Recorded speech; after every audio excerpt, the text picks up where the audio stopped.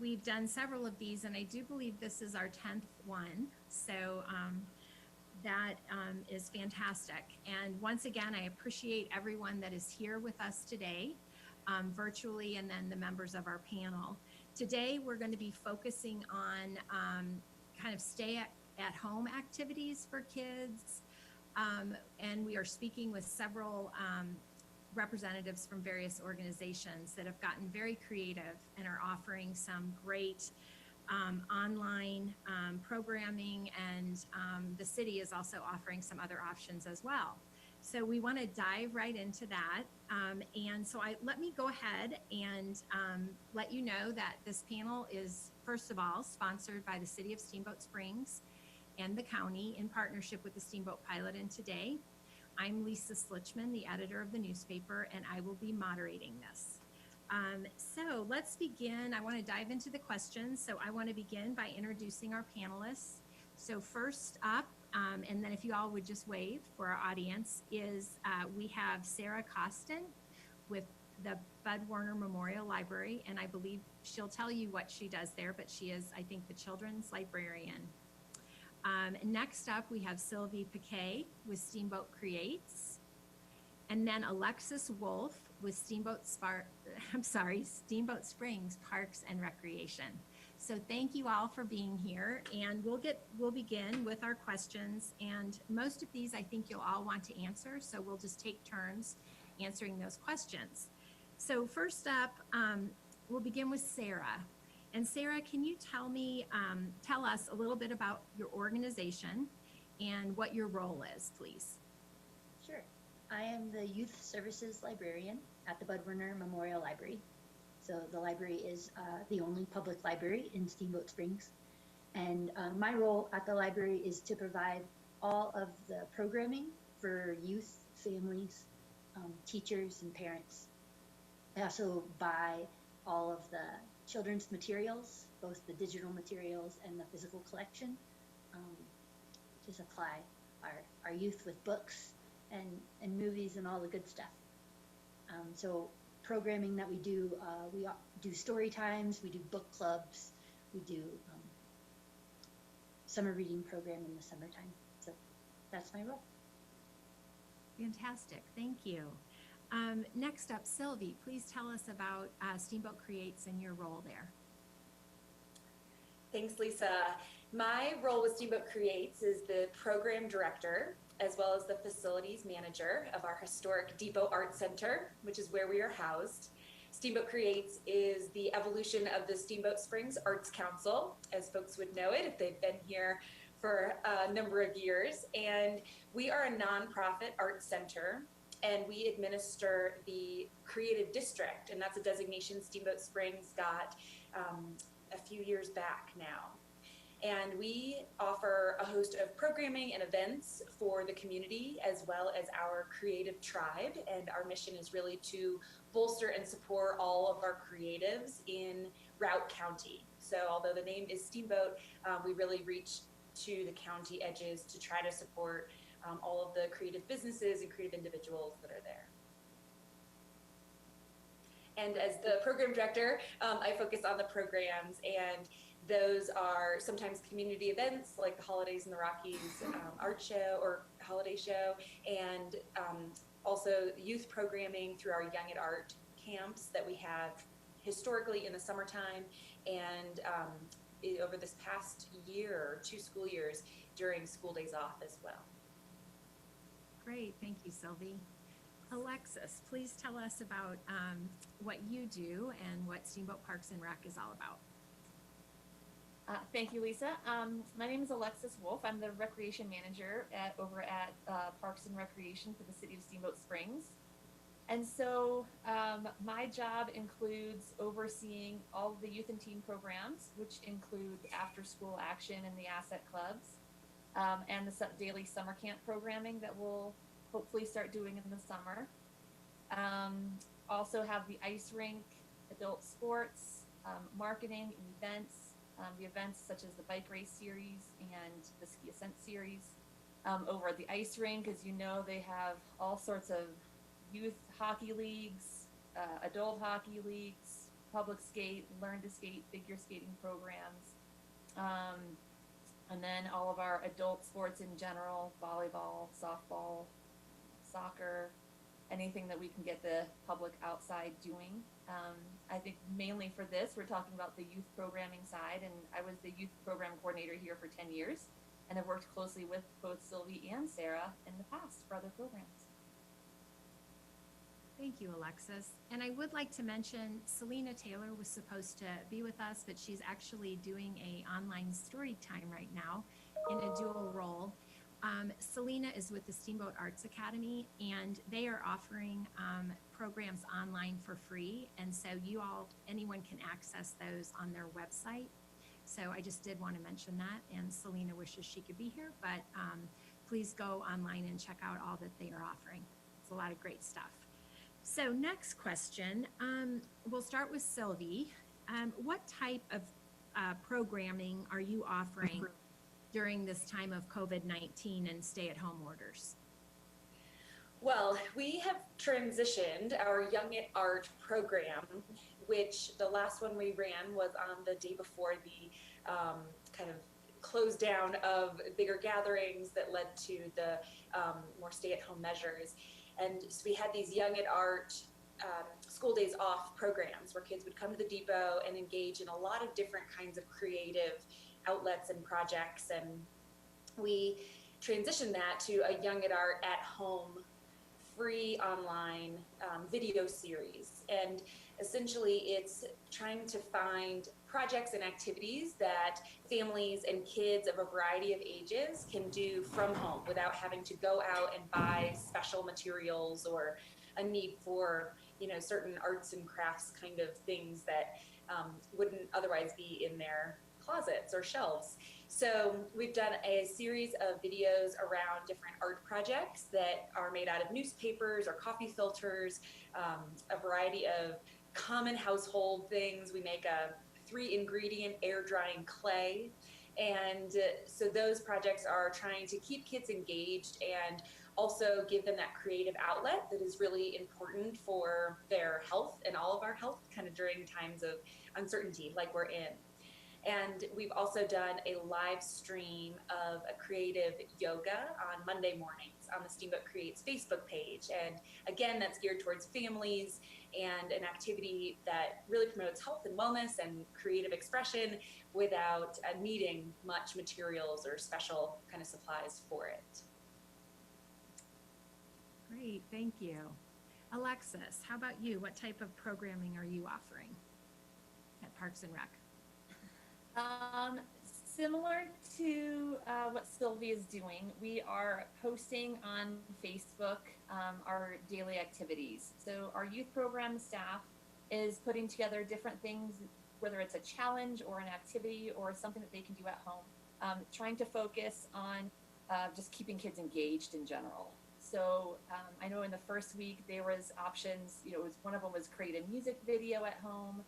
One was putting up kind of crepe paper across of a hallway to make your own laser maze at home to go through. I didn't mention before, but I am also parent of 7th grade and 9th grade boys. So I'm right in the middle of trying to keep my family occupied who's in the next room while they're not in class at school. So I'm having them do some of these activities as well. So you can find those every day on Facebook, and that's the City of Steamboat Springs Parks and Recreation Facebook page. In addition to that, we have partnered with Boys and Girls Club, and we're offering what we call activity bags or busy bags, depending on which organization you're talking to. So those activity bags, we're following the lunch route that the school district buses are taking. And so we're handing out up to 400 bags on every Friday on that lunch route. And those bags have some of those supplies, like Sylvie mentioned. If the parents aren't likely to have them at home, we're trying to put all of that stuff into those bags to hand out so that kids actually have those new activities and something new that they can play with or something that they can use. So that's become a big part of what the youth program staff are doing. And then lastly, the Botanic Park is also offering some activities online the Yampa Valley Botanic Park Facebook page. I know right now they have a campaign going for building fairy houses that will eventually go into the fairy garden there at the Botanic Park. So throughout the city, there's a couple of different avenues to get activities for kids. Fantastic. Great. Sarah, how about at the library? What type of programming are you offering? At the library on our Facebook page, which is Steamboat Library, every weekday at 10:30, we're offering story time live. And we have 5 different story times each day. So Mondays is little crafters, which is kind of like Sylvie was saying, they're crafts, but they're very simple crafts that with supplies that parents might have at home. Tuesday, toddler time. Wednesday, preschool time. Thursday, I offer a yoga story time, which is yoga and a story incorporated together, and a lot of movement, and it's a lot of fun. And then Friday, Words in Motion, which is another kind of very interactive movement-based story time. So our story times are very, they offer books and reading, but they also offer a lot of interactivity and movement, which is great. And then we have a reading incentive program going on through our Beanstack site. So that's steamboatlibrary.beanstack.org. Spring into Reading is a simple challenge where kids just log how many books they read, and every time you read a book, you get a little virtual badge that's in a cute little graphic of spring. And since we can't really give physical prizes right now, we're just kind of encouraging parents to make up their own prizes for their kids, which I think could be fun. Anything from an ice cream or a walk outside or something when they earn a badge. And through that same Beanstack program, we're most likely going to do a fully virtual summer reading program this year, and that will start June 1st, and we'll probably open up registration for that in May. And so similar, it'll be another reading incentive program where they'll read every day. And I'm trying to work with community members to figure out some virtual prizes, maybe through other organizations in town that we could offer virtually. And then we just have a whole bunch of downloadable ebooks, e-audiobooks, animated picture books through 3 main sites that are linked from the Steamboat Library webpage. So that's Hoopla, Overdrive, and Tumble Books. Tumble Books are especially great for little ones because they're animated talking picture books. So the pages flip by themselves and the person reads the book out loud to the kiddo. And then we have a homeschool resource page that our reference librarian has put together for teachers and parents, offering all of our databases and learning programs that we at the library subscribe to, that all of the patrons can use for free. So that's on our website as well. Thank you, Sarah.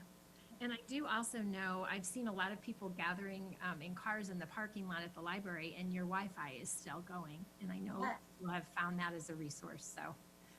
Yeah, Wi-Fi is still on, and you can luckily still access it from the parking lot. And yeah, the parking lot's actually quite full. Yeah. Okay, next question, and let's see, we'll start with Alexis. So how, and some of you mentioned this, but how can people access the programming, and what is it going to cost them? So for the Parks and Rec programming, all of the online stuff is done through Facebook. So that requires a Facebook account. It is free. It's City of Steamboat Springs Parks and Recreation is where you're going to find that site. Then there's also the Yampa River Botanic Park is another Facebook site, and they're listing their activities. And then as far as the activity bags, again, those are going to be distributed on Fridays. You can find the bus route on the school district website. So there's actually 3 different lunch routes that go, and they each make 4 or 5 different stops around town. They're only there for maybe 10 minutes maximum, and they're handing out lunches. So not only can you go and you can grab an activity bag, you can get a free lunch from the school district. I do have to mention that they are not going to be doing lunches next week, although we still are going to be doing the bags on Friday. But anything and everything that we're offering right now is for free as far as any kind of kids programming. Thank you. Sarah, how can people access yours? And you did mention, but if you want to reiterate how people can access your programs. Yeah, sure. Our story times are also on our Facebook page, which is Steamboat Library. And then the Beanstack site, which is the reading incentive programs, it's steamboatlibrary.beanstack.org, which you can also access via the library's website. And then all of our downloadable materials can be found on the Downloads tab at the steamboatlibrary.org website. And everything is for free. Thank you. Sylvie, how can people access Steamboat Creates offerings? You can go to our classes page of the website, which is steamboatcreates.org/classes. And all of the videos are listed there and linked. We have created a Steamboat Creates YouTube channel, which is where those links take you to, and you can see all of them there together. And we are often posting them on Facebook, on our Steamboat Creates Facebook page as well. And the live yoga that I mentioned for families is live on Facebook, and there's also a recorded version of that video there, as well as uploaded to the Steamboat Creates YouTube channel, and everything is free. Wow, that's fantastic. That's great. Okay, Sylvie, I'm going to start with you for this question. Who is utilizing? Who are you finding that's utilizing your online programs? Is the audience any different? Who's plugging in? Good question. The audience, I would say, is largely the same until people are sharing with their different networks that we're not connected with. We're putting them out through our Facebook page and obviously on our website, as well as a newsletter of people who are participating in our programs before all of this. And so a lot of them are families who have come to our Young at Art summer camps or Young at Art school days off, or are part of our newsletter. So even grandparents who are part of those, or family friends, are sending them to folks they know who have school-age children who are now home and looking for this kind of creative outlet and engagement. So I would say it's largely folks that are within our community, but we are seeing feedback from people saying, oh, this was so wonderful to be able to share with our grandchildren, or, we shared this with friends and now they're the ones watching, and kind of following the live stream video on the Facebook for yoga. So it's definitely a variety, and we are hoping that people will share it because it's a free resource right now, and one that we all need to feel that support with, and feel like there are resources out there, which there are so many. So it is largely our following, and then we're getting really great feedback from people with school-age children, and younger elementary is what I've seen in feedback for the yoga classes specifically, and preschool age, and then the art video classes and our projects are really for a variety of ages, so it kind of depends on which project, but we're seeing some photos of what people have completed, or just hearing gratitude for having some art projects out there and accessible. Thank you. Sarah, who is accessing your programs during this time? Well, I'd say predominantly for our story times, that's geared for kids 5 and under, preschool, toddlers, and even babies. So parents of children, young children, are really coming into our story times on Facebook.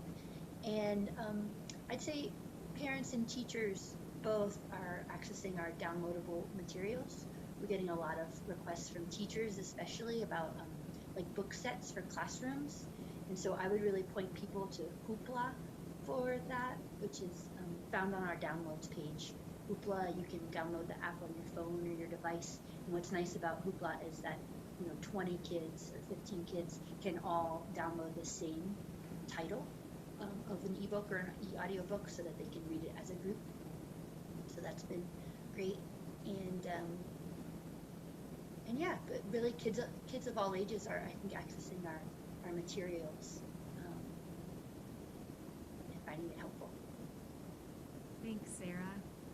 Alexis, how about the city programs? Who are you seeing accessing those? Our programs are targeted pretty specifically towards school age children, so K through 5.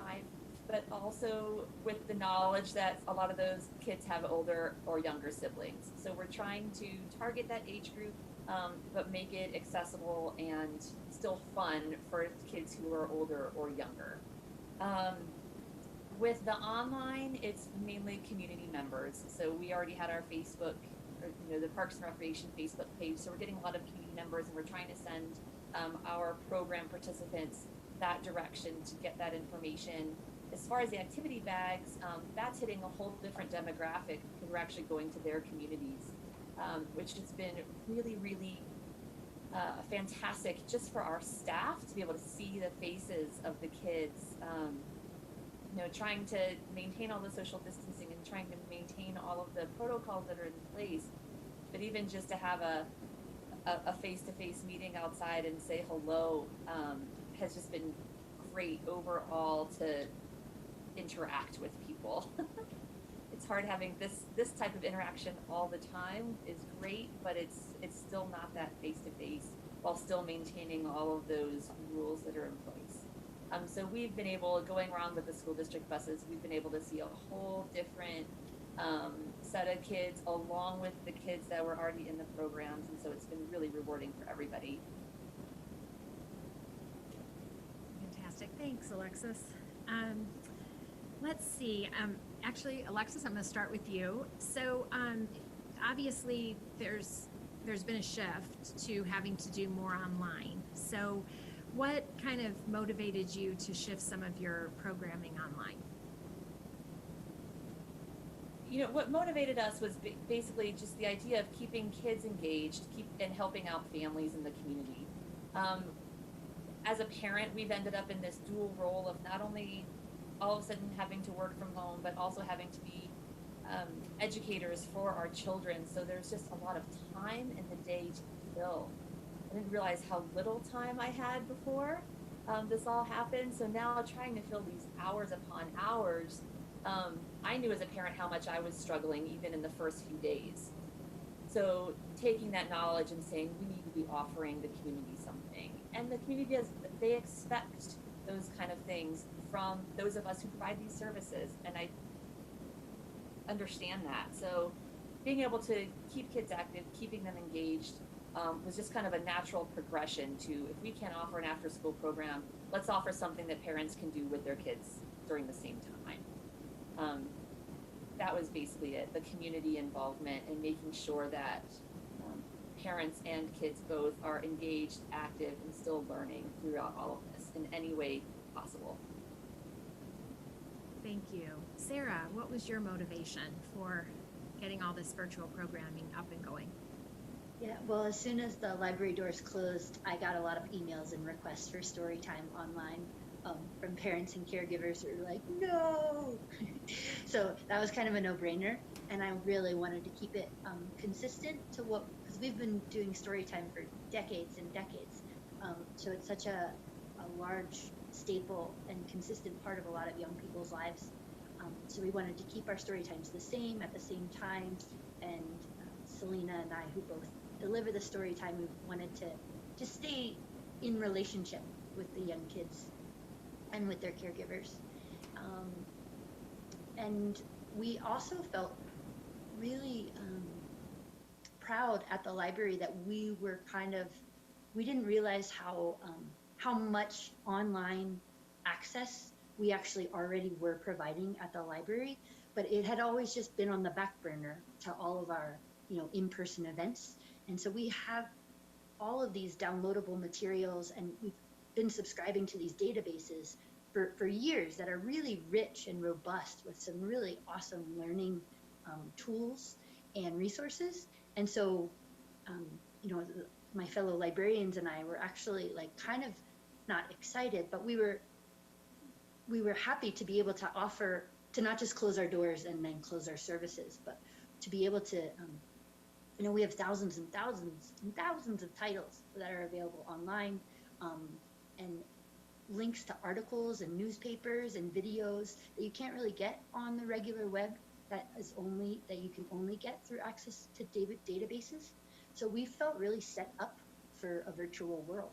And so virtual services have been quite strong at the library. And then, so I do all the children's programming, and Jenny Lay does the adult programming, and I can't believe how much she has shifted. And there's tons of events that we're offering for adults as well, virtually. So yeah, we made the shift well. Great, thank you. Sylvie, how about you guys? What was your motivation? Our motivation was echoed, to echo Alexis and Sarah, definitely keeping those relationships with the families and the community that we're connected to, as well as providing these online resources for families that are thrust into this very different life circumstance and lifestyle. And in addition to that, I'll add the creative element is such an important one for that self-expression and processing emotions, and also an opportunity to kind of come into the moment and be with whatever's right in front of you, whether that's, a physical art or a movement or whatever else. And so that it was another real motivating force for us, that we are providing those creative tools to our community, and for this segment, specifically the kids of our community who are really needing these creative outlets and that time when they can just sit down and create something, or take time to move around and create and express themselves in a really healthy way.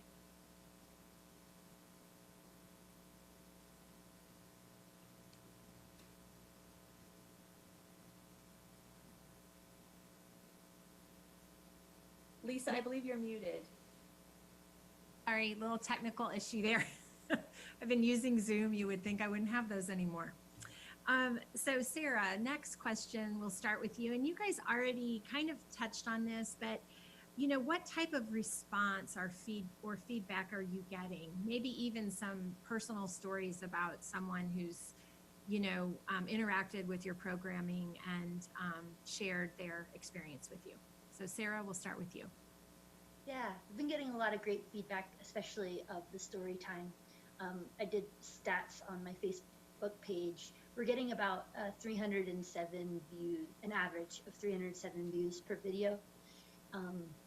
And just yesterday, I received the cutest comment from a mom from my yoga story time. She said, thank you, I think it was, for posting the story times. And then she said how her daughter thinks that she can actually talk to me during the story time, and that it was really cute. So that it's just been really important for her daughter to be engaged in the story time, and has been talking to the screen as if I can hear her, and that she talks about the next yoga story time every week. And so, yeah, it's just little personal anecdotes that make it really worth it to continue to show up and provide story time to a screen where you can't see people. So it has been interesting. And then I just looked on our Beanstack page to see how the spring reading incentive program was going.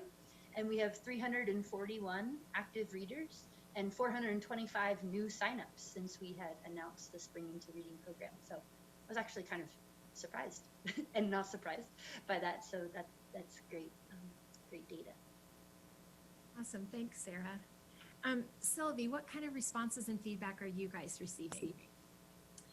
We're receiving, similar to Sarah's story, just really positive feedback and a lot of gratitude for, a variety of projects that we're offering in this free online capacity. And one that stuck with me was also recently in the paper, and it was a parent who did our geodesic dome, building it out of newspaper. And it's something that takes some time, and both of her children had spent, I can't remember exactly what she said, but at least a couple hours actually creating it. And then she said, and this was my favorite part, that they then played in it the rest of the night. So for a parent who is, really trying to balance that, work responsibilities, professional responsibilities, just trying to maintain, a kind of regularity during this uncertain time, as well as giving that childcare, that was a perfect snapshot of what these projects can do in terms of, allowing kids that time to make whatever it is that they're creating, and then have some time to then play with it and engage with it. Thank you. Alexis, what kind of feedback and response are you guys getting? I can just mimic what the others are saying. There's just a lot of gratitude out there. We're so thankful that people are still engaging and they're still trying to stay active as much as possible. The parents are extremely thankful that things are being provided, activities are being provided.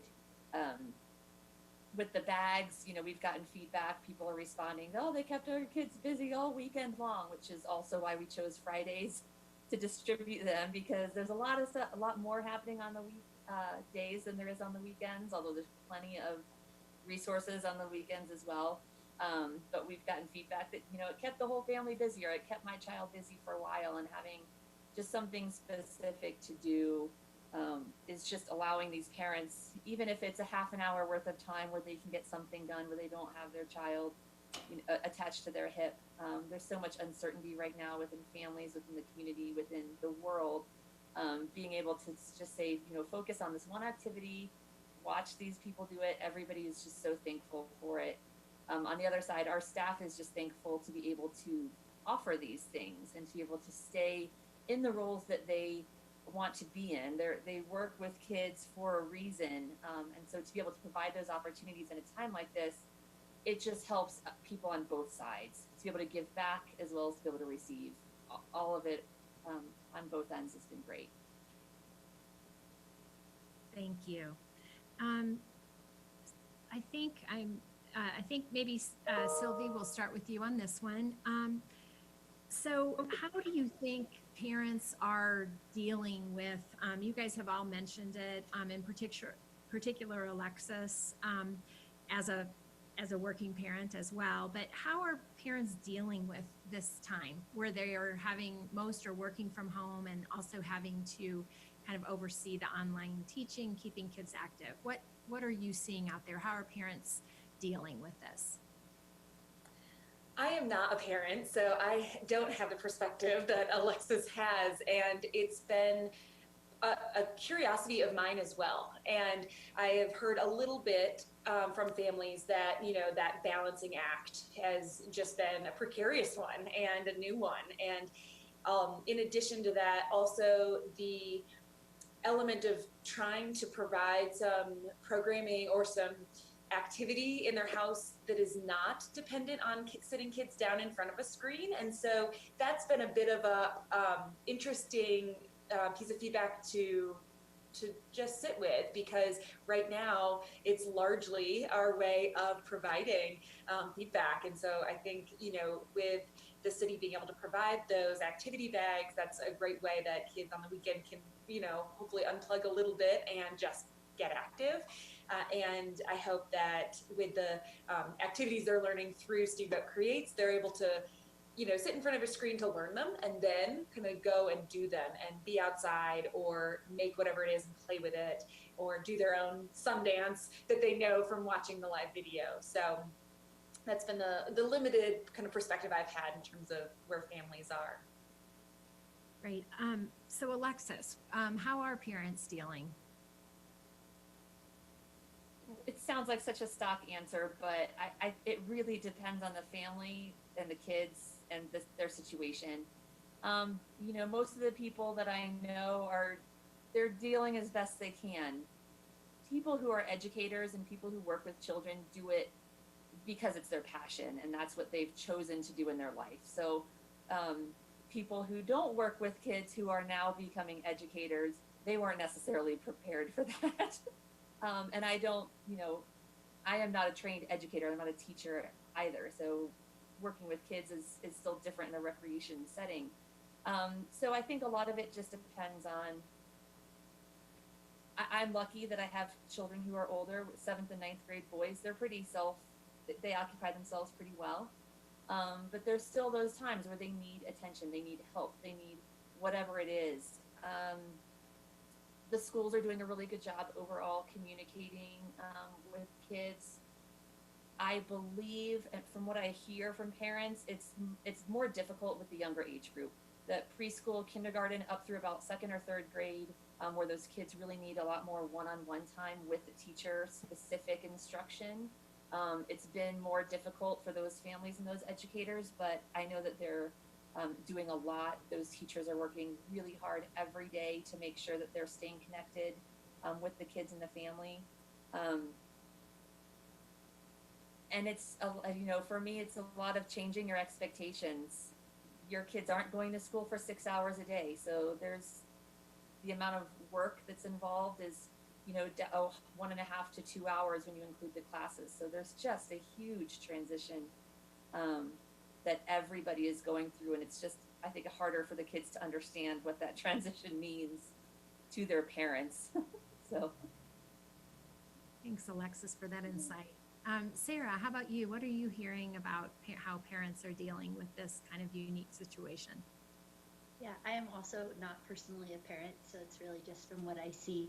Generally, like Alexis said, everyone is different. Some are struggling, some are thriving, and it changes day to day. But what I see just in general, everyone's kind of up and down, day to day. And I just feel like the more that people are able to ride that wave of up and down, and instead of resisting it, I just think they do better. I can't help but think of the steamboat weather. Like, people who have learned how to just ride with the steamboat weather when it snows 21 inches in June, they do a little better than those who get really frustrated that it's snowing in June. So it's kind of a mindset shift of just realizing that this is all up and down and chaotic, and trying our best to roll with the chaos. Thank you. That's good to remember. I sometimes resist, so that's a good reminder. Alexis, so I want to flip it and get your perspective on how you think the kids are dealing with this new reality. I haven't had a lot of contact with my kids' friends because they're kind of cut off from everybody. I think kids in general are adaptable. It's in their nature. At the same time, they like routine and they like knowing what's coming up. Or a lot of kids struggle with those with transitions in general. So again, it has a lot to do with the way the parents react, the way the parents get their kids prepared for whatever it is they are, how engaged the kids were to begin with. But overall, I think that the kids are handling it well. It's new. It's interesting talking to my children about it and having any single experience that I've never been through, and having to go through something with my children for the first time at the same time is just so different for everybody. So I do think the kids are handling it. Most kids are handling it okay. Just like Sarah said, some are thriving, some are struggling. And I just think that all of these efforts that everybody is doing will help kind of keep those kids moving forward, and that same roller coaster she was talking about, at least keeping them on the track somewhere,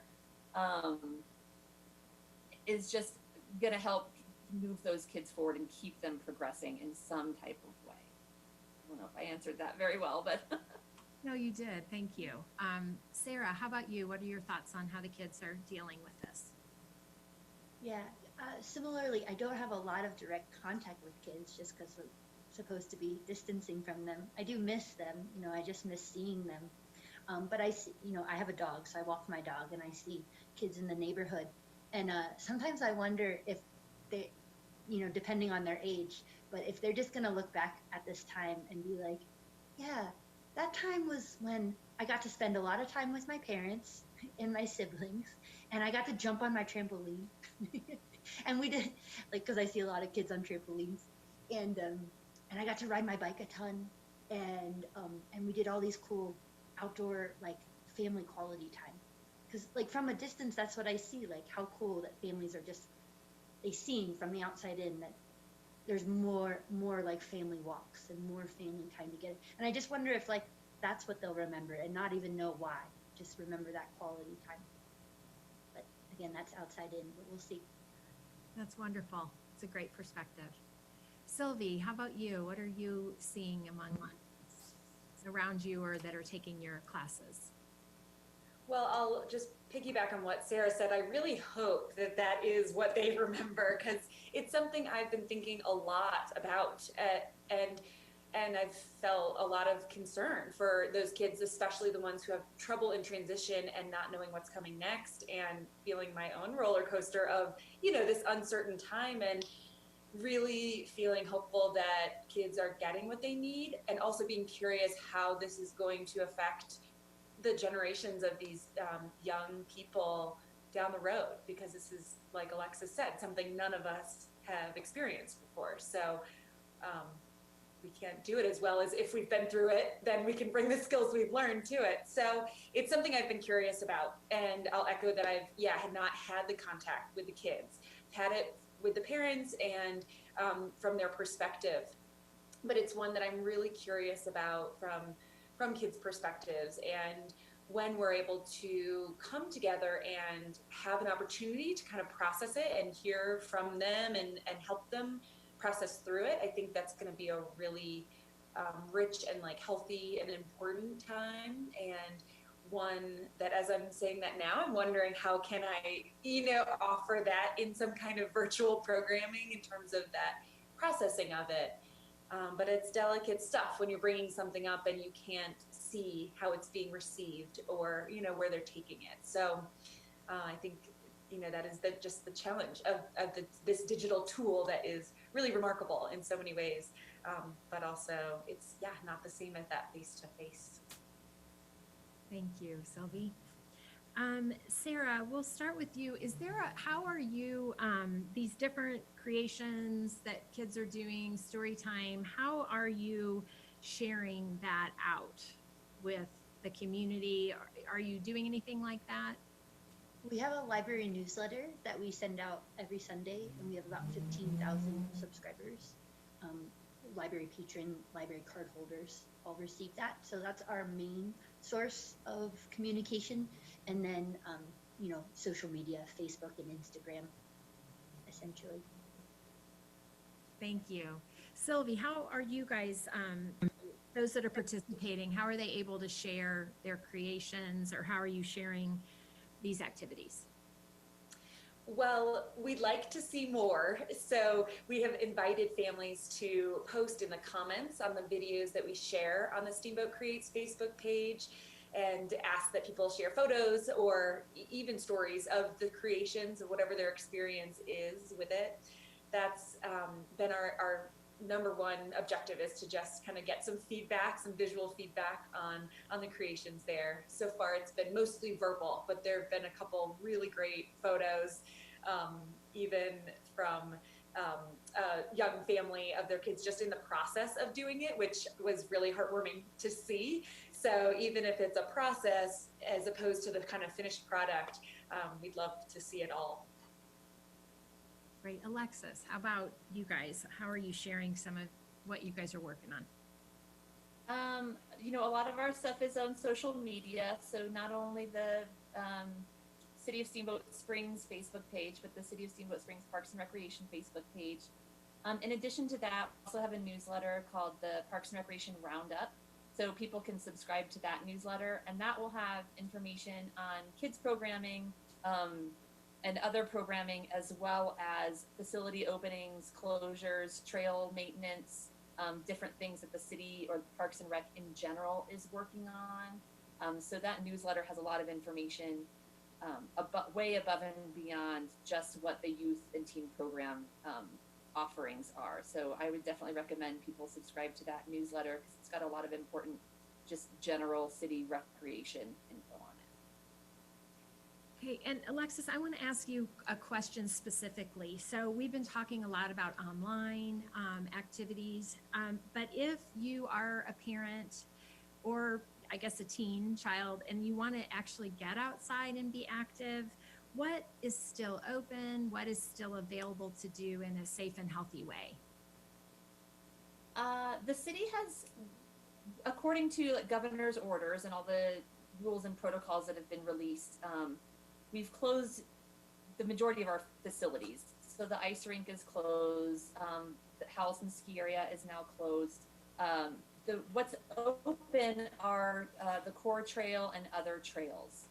So you have to wait as far as mountain biking and hiking trails until there's not any snow on there. We don't want to damage the trails before the springtime and have overuse, which will cause a lot more problems in the future. So I would recommend that people look for those media releases in the newsletter, find out what is opening at what different times. We do have a new development happening right now at the Howelson Lodge. So there should be, I believe, an article in the pilot about the Howelson Park in general is going to be closed for the next few days, starting tomorrow. Tomorrow is Wednesday. I have to get my days straight. Wednesday through Monday, due to having a drive-up COVID testing site there. So they will be redirecting traffic from the core trail onto Yampa Street around between 5th and 9th. So they're not letting traffic through that area. The Nordic trails will not be open. The tennis courts are closed. Skate parks are closed, but the bike parks are closed. Anything that would invite people to gather in an area. What is open is that outdoor trails, open space, places where people can go and not have to have that direct contact with others. Great. And yeah, just to, there is a story in the paper today, and there are 2 community testing sites, Wednesday from 9 to 3 and Saturday from 9 to 3. And I would just kind of do a little PSA that you do have to make an appointment, even though it's a drive-through Correct. community testing. So all that information is, I think, all over the place. I know it's in our newspaper. It's also on the county's website, the city's. So thank you, though, for that, Alexis. And I do think there are opportunities to be outside as long as everyone kind of pays attention to who's around them. I'll just mention a few others as they're coming into my head. I know that the tennis center right now is closed, and they have closed their outdoor tennis courts as well. The Haymaker Golf Course is still questionable. So right now, plans moving forward would be to open, but we're going to follow all types of governor orders or state orders, local, county, whatever comes about from that. But right now, the golf staff are there getting the grounds ready for opening and hopefully getting some people out there to play golf. And the Botanic Park will be opening. I believe their official opening date is May 1st. But that can be confirmed. I believe that's what it is. Thank you. My husband said the Craig Golf Course is open. Okay, good information. Thank you. Next question, Sylvie, we'll start with you. All of the organizations you represent are such a part of the community. And so how have you been able, through your organization, to keep that sense of community still strong, even though everyone's separated right now?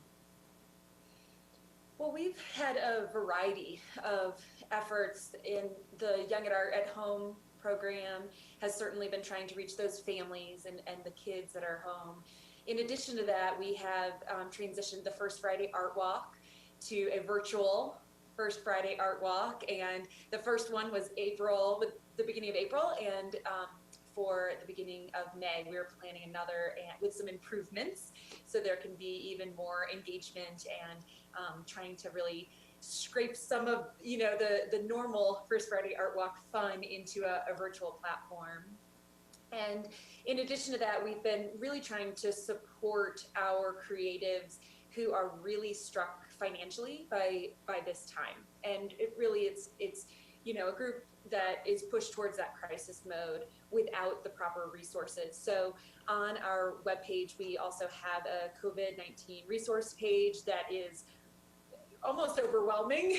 So make sure you have some time to sit down, because it's such a rich and robust offering of different grant programming and things that can help keep people afloat during this time.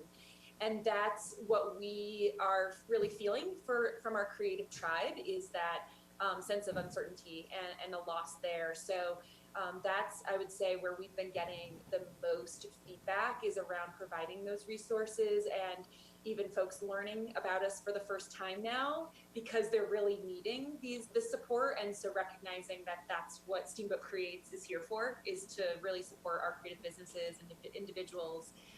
And we include the kiddos in our community as members of that tribe because they're all creative in one way or another. And we've been putting out regular newsletters, arguably, too many. We're trying to keep it in that balancing point of providing the information, but not overwhelming, which is hard right now.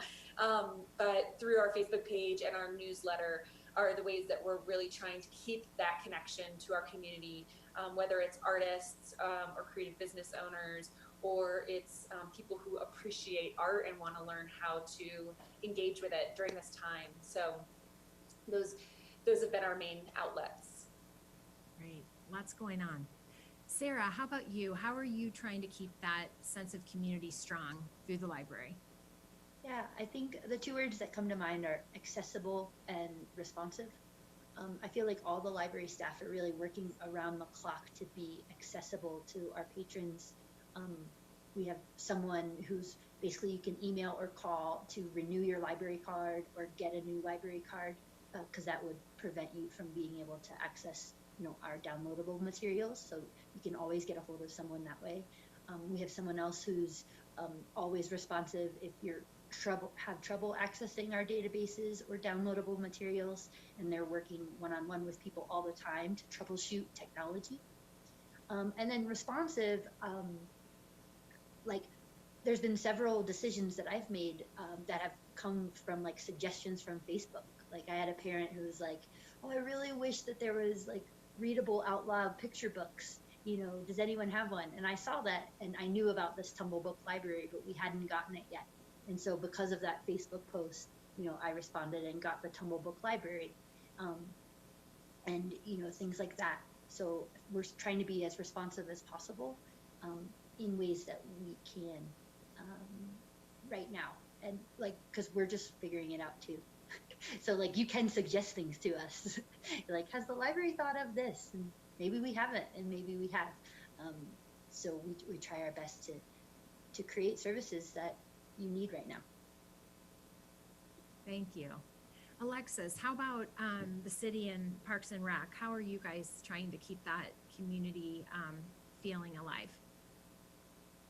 A lot of what we're focusing on is education and making sure that people are aware of what they can and cannot do, or should not do, and are following those rules and guidelines to not only keep themselves active, to keep themselves healthy, but to be doing it in a safe way for everybody. So there's a lot of communication going around, and trying to make sure that information stays timely and stays up to date, and then coordinating that information that goes out to the public with all of the different signs and different information that's being posted.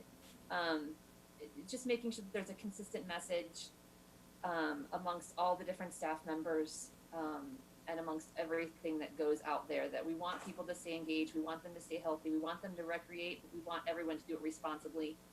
Yeah. That's great. So we're down to our last question, and then I'll give you guys also an opportunity to say some closing thoughts. But kind of the last one is maybe a little more personal question. Let's see, Sarah, we'll start with you. I'm a little off on my question asking, so hopefully I'm going in the right order. But what kind of words of wisdom, advice, inspiration would you have for, really any people of any age that are finding themselves at home, maybe feeling isolated? What would some words be for them, Sarah? I've been really a strong proponent of considering that whatever you're doing or whatever you're feeling in that moment is okay. And if you're really feeling like you need to rest and take care of yourself and maybe draw back, like do that. And if you're really feeling like you're inspired and want to create and learn something new, do that. And that, again, kind of going back to that roller coaster, that's our GPS, our internal compass to we have one. We all have an internal compass to kind of guide us in the right direction, and like using our feelings are helping us to kind of connect when we need to connect, make a phone call when you want to reach out to someone, and that even kids are actually like naturally know how to release their stress and emotions too. It might just look a lot different to adults, and that they are kind of also following their natural ability to feel emotions, express them, and then reset back to center. And so kind of just preaching compassion and acceptance for all of it would be my words of wisdom. Thanks, Sarah. Sylvie, how about you? What words of wisdom do you have for our community? Specifically with the programming we're offering, and I guess in general, with all of the resources that are out there, make sure that you're making it your own. So it may be that, sitting your kid down in front of a video doesn't feel like the right thing after a day of being in school online in front of a screen. And so maybe you take 10 minutes to watch that video before bed on your own and then be able to teach it to your kid. I know certainly our projects are really simple with few materials and for the most part, not too many steps. So just take these resources and make them work for your family and for yourself, as opposed to thinking, oh, now I have to do, 3 hours of this additional enrichment programming in addition to school, and it's just a lot to keep up with. And in addition to that, I would say just make sure you're taking care of yourself, because you can't take care of your kids the best to your best of ability if you're not taking care of yourself. And so I love what Sarah was saying, is really just recognizing that compassion for yourself and what you need, and making sure that that's a priority during this really challenging time, and then to be able to move forward with it, to then take care of the people around you, and also to keep breathing and know that, yeah, we all need to ride this wave, and we're gonna get through it. Thank you, Sylvie. Alexis, how about you? What kind of tips or advice would you have for parents or kids? I love what both Sylvie and Sarah just said about that internal stuff. On a more practical side, for me, a lot of it is trying, and I say trying because I can't say that I'm 100% successful. Trying to set some type of schedule to keep the kids doing something. Like for me, it's, they have their school, and they're before noon, they're supposed to be doing schoolwork or something on an educational side. At the same time, you've got to be flexible, you've got to be adaptable, because sometimes those things, it's just not the right time for whatever it is you're doing. Pick your battles. If it's a real struggle, decide whether or not it needs to be done, because a lot of these things, a lot of parents I see, they're butting heads with their kids, or they're doing something, somebody's acting up or whatever. You don't have to have that struggle necessarily. So really pick your battles on what you want to make as your priorities. Try to remember to laugh. Have a good time with your kids. It doesn't have to be a struggle. So laugh every day, laugh often. I wrote down a couple of things. Keep that physical activity going. That's going to help your mental capacity. It's going to help everything if you can keep some physical activity in there. If you have multiple kids, try to have some one-on-one time with each of your children. It doesn't all have to be family. It can be individual. Take time for yourself, like Sarah mentioned. If you need to rest, do that.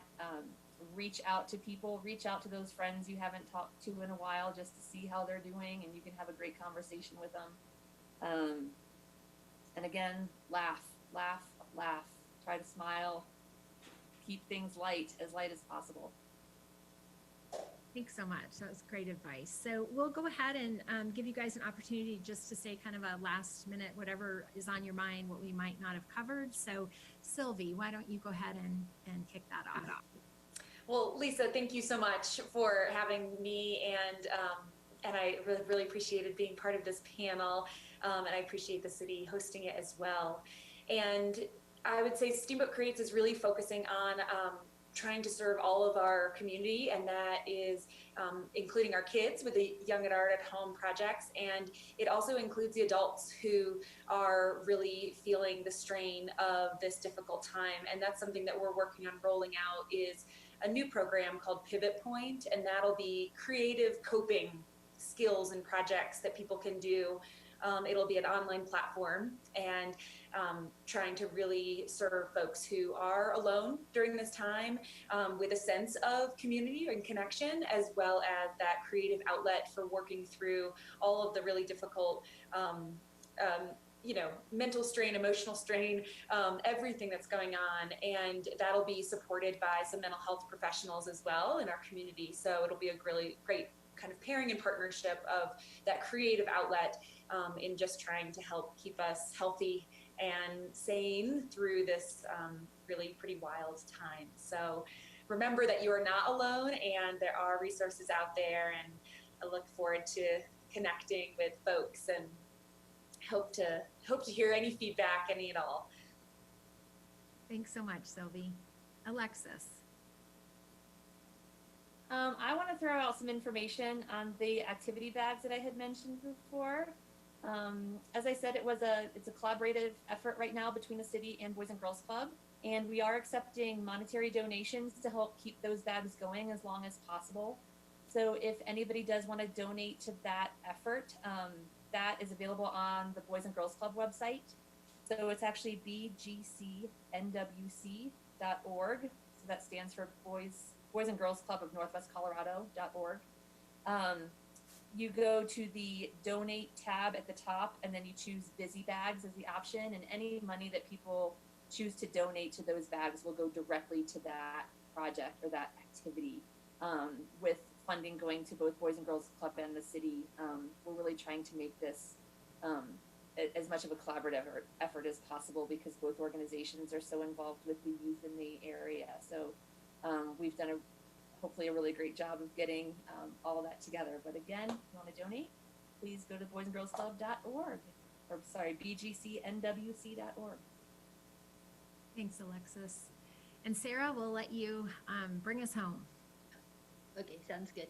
I do feel like it's important to acknowledge, we've been getting a lot of requests or curious interest about when the library might do curbside pickup for physical materials, because yes, they're very excited about the online offerings, but everybody wants to know when they can get their physical books. So I just wanted to put it out there that we know this. We know you want this. We have made the decision to not do curbside pickup during the shelter-in-place order for obvious reasons. And then as soon as the shelter-in-place order is lifted, that will probably be the first service that we re-implement, is curbside pickup for physical materials. So please know that we know that you want your books, and we're trying our best to, honor the guidelines that are being handed down to us from the state and local governments, and that we will do it as soon as we're allowed to leave our homes. And other than that, if there's any other kind of service that I can provide as in the youth department for you online, please reach out. Like I said, I want to be as responsive as possible. So love to hear from you, and thank you. And thank you for hosting this, Lisa. This has been really fun. Well, thank you guys. This has been really inspirational, and I really appreciate your time and all that you're doing for the community. And I would point out, these panels, we can't have 20 people on the panels, so we know there's other organizations out there as well doing some great things. And so just, continue to keep your eyes open. I know at Steamboat Pilot and today I already wrote down a couple of story ideas from this panel. We're trying to cover as much of this as possible as well to get the word out. But I do appreciate your time this morning, guys. And it was everything you offered. My kids were grown by the time I moved here, and I always felt like, gosh, I wish they got to grow up in Steamboat, because what a wonderful place, and in Routt County in general. So thank you guys. You actually just totally showed that of why it's so great to live here and how the community comes together during difficult times. So we will be having actually 2 more panels this week. We will be having an extra panel on Thursday morning at 10:30, and that is going to be dealing with the most recent public health order that Routt County has issued. There's been quite a bit of questions about that. So we will bring in some of our county health officials, law enforcement, and others to explain what that order means. It has to do with wearing face masks and businesses that are still open having mitigation plans. So hopefully we'll be able to answer a lot of the community's questions then. And then Friday, we have another really great panel. We have representatives from the Steamboat Springs School District who will be here to talk about online learning, their meals programs, and a lot of other things. So that will be great. So hopefully everyone will tune in for both of those. And as usual, we are accepting questions. So please send your questions to covid@steamboatsprings.net or to news@steamboatpilot.com. So once again, thank you all for participating, and thank you to the community for listening. I hope everybody has a great day. Stay safe.